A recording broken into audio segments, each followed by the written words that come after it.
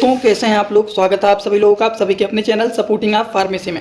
आज का ये वीडियो आप सभी लोगों के लिए बहुत ही महत्वपूर्ण होने वाला है, क्योंकि आज की इस वीडियो में आप सभी लोगों को बताने वाला हूं कि अगर मान लीजिए किसी को कोई भी दवा रिएक्शन कर देता है, बहुत ज़्यादा केसेस में कभी कभी देखा जाता है, हमेशा नहीं, लेकिन अगर मान लीजिए बाय द वे किसी को कोई भी दवा रिएक्शन कर देता है, तब उस कंडीशन में क्या करना है।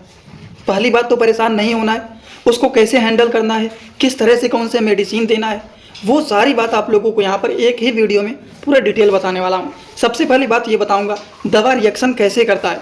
दवा रिएक्शन करने पर कॉमन सिम्टम कौन से देखे जाते हैं, सीवियर सिम्टम कौन से देखे जाते हैं सीवियर कंडीशन में, ये सारी बात आपको बताऊंगा और फिर सारे मेडिसिन के बारे में एकदम आसान भाषा में बताऊंगा। तो आज का वीडियो बहुत ही महत्वपूर्ण है। अगर आप मेडिकल के छात्र हैं, आप प्रैक्टिस करने वाले छात्र हैं, एक बार इस वीडियो को पूरा देख लेते हैं तो सारी जानकारी एकदम आसान भाषा में आपको हो जाएगा। तो चलिए दोस्तों वीडियो को शुरू करते हैं बिना देर के हुए। लेकिन स्टार्ट करने से पहले एक महत्वपूर्ण सूचना यह है कि सपोर्टिंग आप फार्मेसी के इस चैनल पर यह वीडियो बनाया जाता है केवल और केवल मेडिकल स्टूडेंट के नॉलेज को इंक्रीज करने के लिए। तो कोई भी दवा अपने से ना इस्तेमाल करें बिना डॉक्टर की सलाह के। सबसे पहली बात सिम्टम ही आप लोगों को बता देते हैं, जिससे आपको परेशान नहीं होना है कि अगर मान लीजिए किसी को कोई भी दवा रिएक्शन कर दिया है तो क्या क्या लक्षण देखे जाते हैं। लक्षण में देखिए ज़्यादा कुछ नहीं, स्किन पर रेजेस दिखाई देने लगते हैं, लाल लाल चकत्ते जैसे बन जाते हैं, हाइप्स मतलब फफोले टाइप के छोटे छोटे दाने निकल जाते हैं सफ़ेद सफ़ेद, इस तरह के भी सिम्टम देखे जाते हैं कॉमनली रूप से। त्वचा पर ईचिंग की समस्या, खुजली जैसे महसूस होना, इस तरह के भी प्रॉब्लम देखे जाते हैं। स्वेलिंग का प्रॉब्लम, सूजन होने लगेगा, ब्रीदिंग प्रॉब्लम होने लगेगा, शॉर्टनेस ऑफ ब्रीदिंग हो जाएगा, सांस लेने में दिक्कत होने लगेगा, ये सारी प्रॉब्लम देखे जाते हैं। इस तरह के जो सिम्टम होते हैं ये कॉमन सिम्टम होते हैं कि अगर दवा मान लीजिए रिएक्शन कर दिया है, कॉमन रूप से अगर कोई सिम्टम दिख रहा है तो इस तरह से सिम्टम दिख सकते हैं, इस तरह से लक्षण दिख सकते हैं। लेकिन अगर मान लीजिए दवा रिएक्शन कर दिया है, सीवियर लक्षण दिख रहे हैं, ज़्यादा खतरनाक कंडीशन दिख रहे हैं, तो उसमें क्या क्या लक्षण देखे जा सकते हैं। तो अगर किसी को ज़्यादा दिक्कत होता है तो उस कंडीशन में क्या क्या दिक्कतें देखी जा सकती हैं, चलिए उसको भी जान लेते हैं। ये है सीवियर सिम्टम कि अगर ज़्यादा साइड इफेक्ट कर दिया है, ज़्यादा दिक्कत हो गया है, दवा रिएक्शन कर दिया है, तो ब्रीदिंग ट्रबल हो सकता है, सांस लेने में परेशानी हो सकता है, जी मचलाना, उल्टी होना, डाइजीनेस मतलब चक्कर आना, वीक या फिर फास्ट हो जाना, पल्स रेट घट जाना या फिर बढ़ जाना, इस तरह की भी प्रॉब्लम देखे जा सकते हैं। ब्लड प्रेशर का ड्रॉप हो जाना, ब्लड प्रेशर घट जाना, सीजर मतलब झटका आना और लॉस ऑफ कॉन्शियसनेस, तो इस तरह के दोस्तों प्रॉब्लम देखे जाते हैं सीवियर कंडीशन में। जब ज़्यादा दवा रिएक्शन कर देता है, कंडीशन ज़्यादा खराब हो जाता है, तब उस कंडीशन में इस तरह के सिम्टम देखे जाते हैं। अगर कॉमन रूप से होगा तो त्वचा पर लालिमा हो जाना, खुजली होना, दाने निकल जाना, सांस लेने में हल्का फुल्का दिक्कत होना, इस तरह के कॉमन सिम्टम होते हैं। और ये जो सारे बताए हैं ये सारे के सारे सीवियर सिम्टम होते हैं। तो बेसिक बात है, ये आप लोगों को पता रहना चाहिए। लेकिन एक बात जो बताने जा रहा हूँ इससे आपको बहुत ज़्यादा बेनिफिट मिलने वाला है कि कुछ ऐसी भी दवाइयाँ होती हैं जो कि ज़्यादातर पेशेंट को साइड इफेक्ट कर ही देती हैं। इस तरह के भी कुछ मेडिसिन होते हैं। तो अगर किसी ने उस तरह का मेडिसिन का यूज़ किया है, आप पूछते हैं ना कि आपने कौन सा मेडिसिन खाया है, अगर वो मेडिसिन बताते हैं तो आपको हाँ तुरंत समझ में आ जाना चाहिए कि हाँ ये दवा रिएक्शन कर देता है। तो उस तरह की भी दवाइयाँ चलिए आपको बता देता हूँ कि कॉमन रूप से कुछ ऐसे भी मेडिसिन होती हैं जो कि ज़्यादातर दवा रिएक्शन शो कर देता है। जैसे कि एग्जाम्पल की बात करें तो एंटीबायोटिक मेडिसिन में जैसे कि पेनिसिलिन होता है, या फिर पेन रिलीवर में शरीर में दर्द हो रहा है तो किसी ने एस्प्रिन का यूज किया है, आइबुप्रोफेन का यूज किया है। तो इस तरह के जो मेडिसिन होते हैं, एंटीबायोटिक में पेनिसिलिन हो गया, पेन रिलीवर में एस्प्रिन हो गया, आइबुप्रोफेन हो गया, ये क्या होते हैं कभी कभी ये दवा रिएक्शन ही कर देते हैं कभी कभी। ठीक इस तरह में ज़्यादातर देखे जाते हैं। कैंसर के मेडिसिन में भी देखा जाता है, ज़्यादातर लोगों में ये दवा रिएक्शन कर देता है। कुछ ऑटो इम्यून ड्रग होते हैं, इसके भी यूज करने के द्वारा देखा जाता है ज़्यादातर लोगों में ये दवा उनको रिएक्शन कर देता है। तो कॉमनली देखा जाता है कि कुछ इस तरह के जो मेडिसिन होते हैं ये ज़्यादातर रिएक्शन शो ही कर देते हैं। जैसे कि एग्जाम्पल में इस तरह के कुछ मेडिसिन होते हैं। अभी तक इतना सारा बात बताएं, लेकिन आप लोगों के मन में एक क्वेश्चन चल जाना चाहिए कि ये दवा खाते हैं, दवा ठीक होने के लिए खाते हैं, लेकिन ये दवा रिएक्शन कैसे कर देता है। तो अब आप लोगों को थोड़ी सी ये भी बात बताऊंगा कि ये दवा रिएक्शन कैसे करता है, ये जानना बहुत ही ज़रूरी है। अगर आप मेडिकल के स्टूडेंट हैं, आप लोगों को ये बात एकदम अच्छे से पता रहना चाहिए कि दवा रिएक्शन कैसे करता है। तो मेन टॉपिक हमारा यही है कि दवा रिएक्शन कैसे करता है, दवा रिएक्शन करने का कारण क्या होता है, इसको चलिए जान लेते हैं। हाउ ड्रग एलर्जी हैपेंस मतलब दवा रिएक्शन कैसे करता है, कैसे होता है दवा का रिएक्शन। सबसे पहली बात, अगर मान लीजिए हमने कोई भी दवा खाया तो हमारा इम्यूनिटी सिस्टम जो होता है, जो प्रतिरोधक क्षमता होता है, वह सबसे पहले डिटेक्ट करता है कि जो हमने दवा खाया है वो हमारे शरीर के लिए ठीक है या फिर हार्मफुल है, हार्मफुल तो नहीं ना है। ये सारी चीज़ों को डिटेक्ट करने का काम करता है। अगर बाय द वे हमारा इम्यूनिटी सिस्टम यह फाइंड कर लेता है कि जो दवा हमने खाया है वो हार्मफुल है हमारे शरीर के लिए।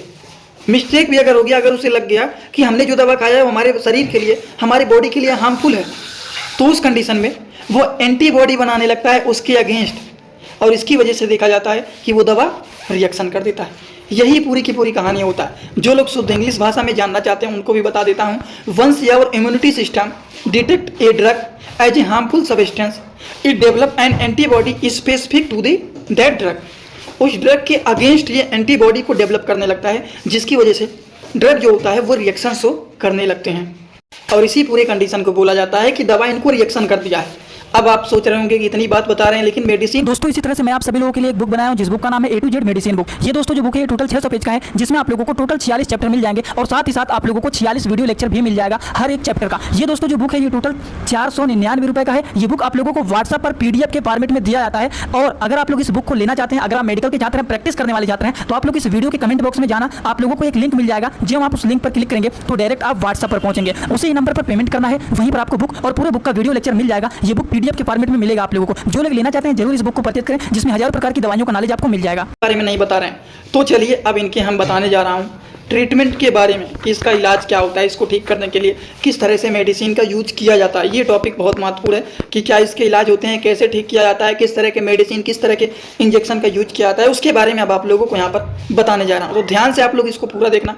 अगर ना समझ में आए तो कमेंट बॉक्स में जरूर बताइएगा, क्योंकि मेडिसिन जानना बहुत ही जरूरी होता है। सबसे पहला जो मेडिसिन होता है वो एविल। अगर मान लीजिए ईचिंग ज़्यादा हो रहा है तो उस कंडीशन में एविल आते हैं, टैबलेट होता है, उसको आप यूज कर सकते हैं। लेकिन कंडीशन खराब है तो एविल और डेकाडान, एविल इंजेक्शन और डेकाडान इंजेक्शन। डेकाडान जो होता है, जिसका साल्ट नेम होता है डेक्सोमेथासोन सोडियम फास्फेट इंजेक्शन, डेकाडान के नाम से फेमस होता है। ये एक प्रकार के स्टेरॉइडल मेडिसिन होते हैं, जिसको एविल के साथ मिक्स करके लगाया जाता है, जिससे पेशेंट को जल्दी से आराम हो जाए। इसको इसलिए लगाया जाता है जिससे अगर मान लीजिए दवा ने रिएक्शन कर दिया है, उनको एलर्जी हो गया है, या फिर स्किन में ईचिंग हो रहा है, या फिर स्किन पर रेजेस निकल गए हैं, लाल लाल चकत्ते निकल गए, वो सारी चीज़ों को ठीक करने के लिए एविल और डेक्सोमेथासोन सोडियम फास्फेट इंजेक्शन, जो कि इंडियन फार्माकोपिया का इंजेक्शन है, ये दोनों को आपस में मिक्स करके इस इंजेक्शन को IV रूट से लगाया जाता है, इंट्रावेनस नस में लगाया जाता है इसको, जिससे पेशेंट को जल्द से जल्द आराम मिले।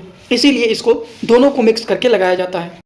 इसी तरह से कुछ और भी मेडिसिन होते हैं, जैसे कि ये तो पहला बता दिया हूँ, कुछ ऐसे ही और होते हैं। देखिए जितने सारे बताऊंगा वो सारे नहीं यूज किया जाता है, कोई एक ट्रीटमेंट चलाया जाता है, समझ गए। अब आपको बताने जा रहा हूँ अगला जो है वो है दोस्तों सिट्रीजिन हाइड्रोक्लोराइड इंजेक्शन। ये जो होता है ये QG के नाम से पॉपुलर होता है। 10 mg का ये मेडिसिन होता है। अगर हम बात करें तो इसका जो साल्ट नेम होता है वो होता है सिट्रीजिन हाइड्रोक्लोराइड इंजेक्शन। ये इंजेक्शन क्या होता है, किस लिए इसका यूज किया जाता है? सबसे पहली बात, सिट्रीजिन जो होता है एक प्रकार के एंटी एलर्जिक मेडिसिन होता है, तो ये इंजेक्शन एलर्जी के कंडीशन को ठीक करने का काम करते हैं।